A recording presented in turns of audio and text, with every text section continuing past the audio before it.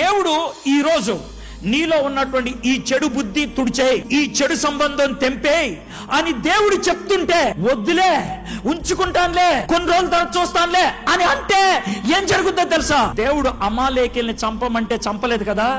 మొదటి సమయాలు 31వ అధ్యాయం, సౌలుకి యుద్ధంలో దెబ్బలు తగిలి పడిపోతే తన యుద్ధ సామాన్ని మోసేవాడిని పిలిచారే, నన్ను చంపేరా అంటే వాడు రాజుగారిని చంపడానికి భయం వేసి ఆడే ఉరేసుకొని చచ్చిపోతే ఒకడు రోడ్డు మీద వెళ్తుంటారు, నీకు దండం పెడతాను రే, నన్ను చంపేరా అంటే వాడు చంపేశాడు. దేవుడు అమాలేకీలను అందరినీ చంపేరా అని సౌలుకి చెప్తే వాడు చంపకుండా కొంతమందిని వదిలేస్తే వాడే సౌల్ని చంపేశాడు.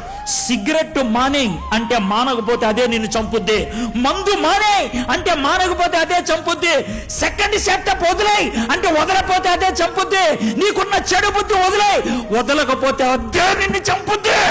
దేవుడు ఈ టైంలో మీతో మాట్లాడుతుంటే దాన్ని తోసేది.